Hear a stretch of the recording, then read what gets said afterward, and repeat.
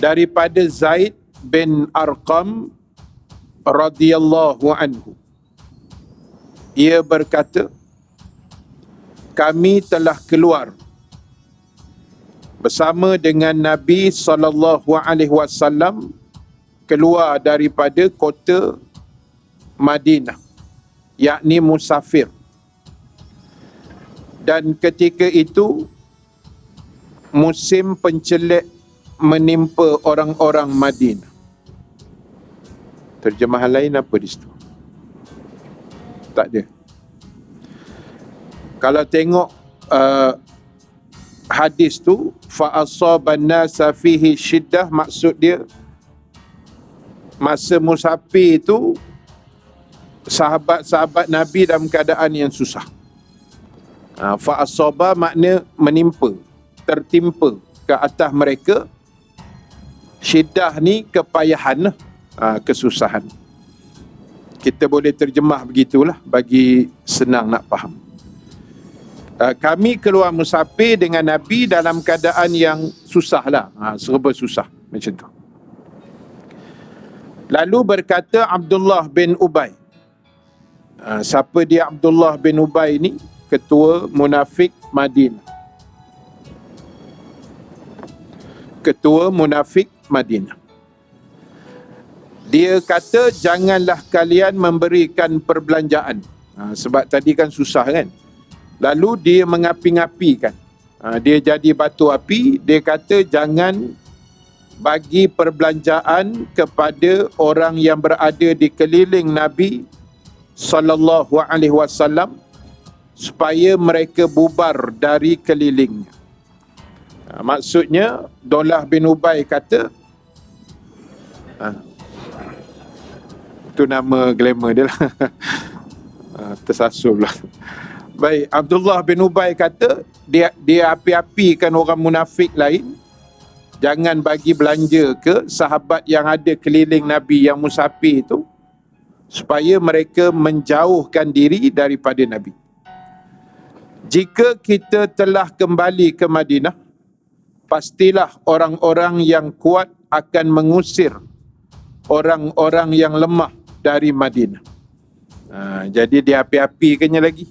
Nanti kita balik ke Madinah, siapa yang kuat akan mengusir orang yang lemah. Dia menakut-nakutkan orang Islam Madinah. Lalu aku datang, kata Zaid bin Arqam, menemui Nabi SAW dan ku khabarkan kepadanya, yakni kepada Nabi, akan hal itu. Lalu Nabi mengutuskan seseorang kepada Abdullah bin Ubay. Lalu turunlah firman Allah, ayat pertama surah Al-Munafiqun. Baik, tuan-tuan, ibu-ibu yang dirahmati Allah sekalian. Bila jadi cerita Abdullah bin Ubay ni, apa yang berlaku? Allah bawa turun surah Al-Munafiqun. Nanti masing-masing boleh pakat rojok lah. Ayat 1 dan seterusnya. Sebab itu dalam Quran ada surah Munafiqun, ada surah Kafirun, ada surah satu lagi apa? Mu'minun. Surah orang beriman ada, surah orang munafik ada, surah orang kafir pun ada. Sebab tiga watak ni watak yang paling besar dalam hidup manusia sepanjang zaman sampai hari kiamat. Jadi sebab itu, tuan-tuan, ibu-ibu sekalian, dalam hidup kita hari ini kena lebih berhati-hati dengan golongan munafik.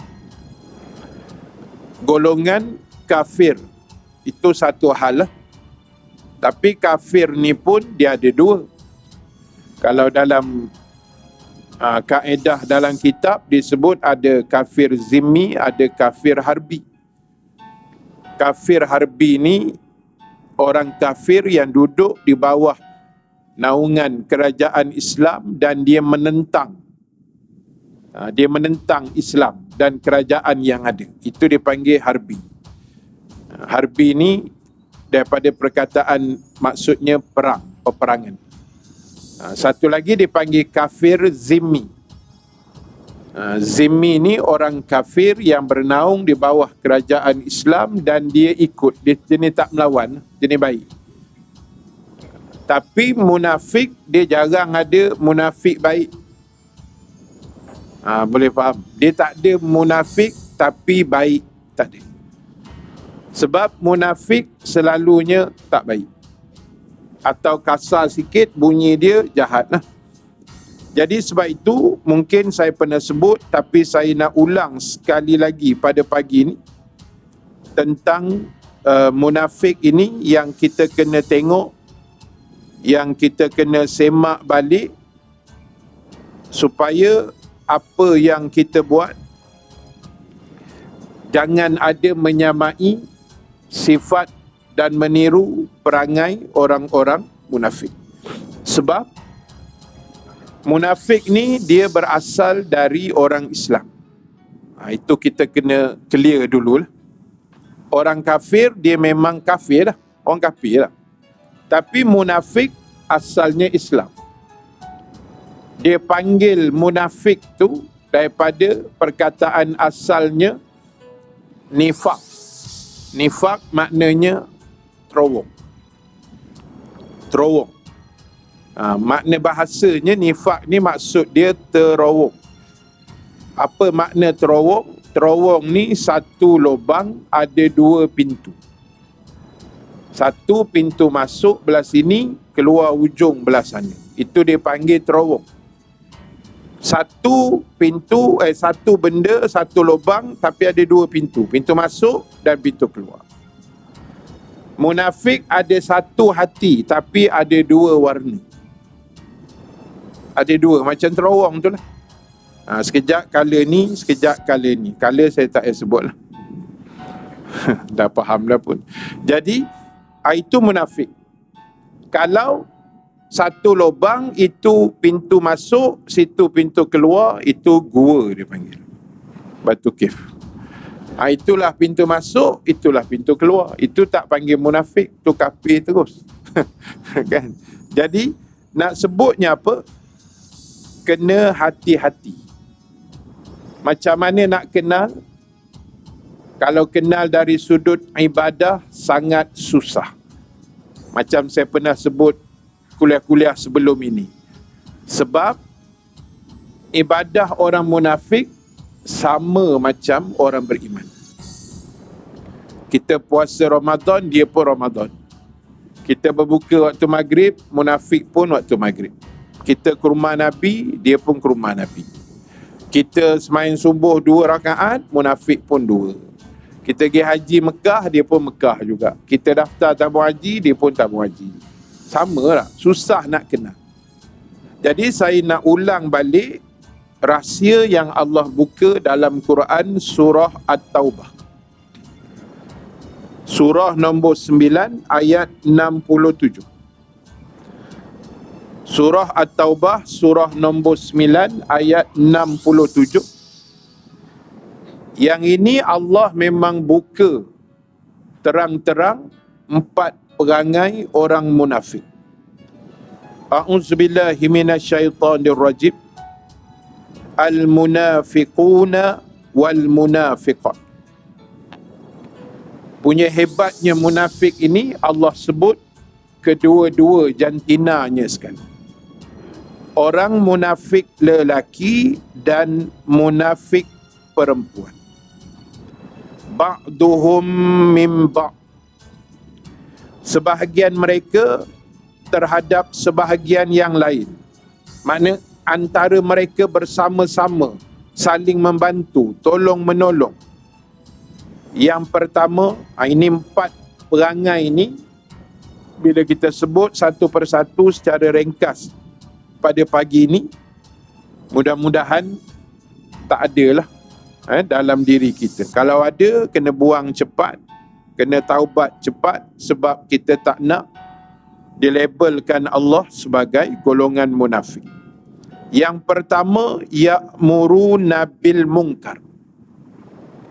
Orang munafik suka ajak orang buat mungkar, suka ajak manusia lain buat jahat.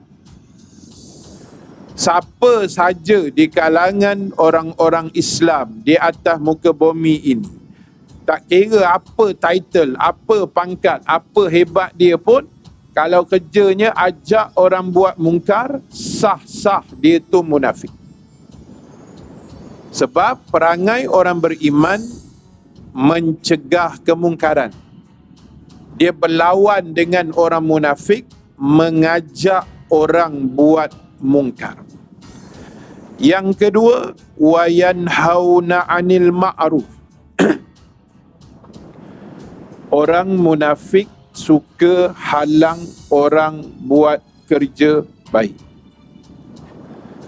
Orang munafik suka halang orang lain melakukan kebaikan.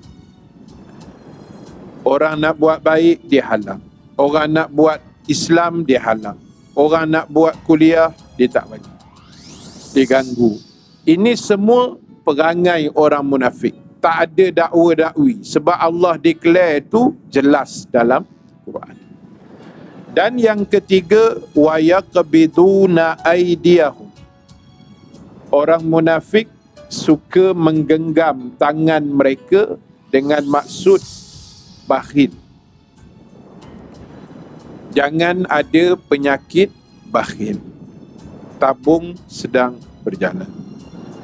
Praktikkan terus. Tak? Kalau tak bubuh pun tak apa. Benda tidak wajib. Tapi tolong lalukanlah. Tapi kalau boleh bubuhlah. Jadi bakhil tu jangan ada lah. Sebab orang yang pemurah itu adalah sifat dan perangai ahli syurga. Pemurah ni perangai ahli syurga. Walaupun dah 2 minggu arwah abang meninggal, tapi cerita dia masih ada. Kita ambil cerita yang baik aja lah ya. Pesaka-pesaka tu biar diorang urus lah. Jangan kita kalut sangat. Cuma kita tengok-tengok dan kita perkemaskan mana yang tidak kemas lah. Benda yang betul kena beritahu betul, yang tak betul kena cakap tak betul. Jadi sehingga pagi ni genap 2 minggu lah. Isnin semalam 2 minggu kan. Kubur dia masih lagi diziarahi oleh ramai manusia yang tak tahu siapa, dari mana, dari dekat, dari jauh. Minggu lepas pun saya pergi kubur mak mentua saya di situ. Lepas tu saya singgah kubur dia, sama juga. Penuh orang datang, tak putus-putus. Sampai kubur dia pun naik belecak. Semua datang semua siram air kan. Takut penuh air kat situ. Jadi sebab apa? Sebab kebaikan yang dia buat.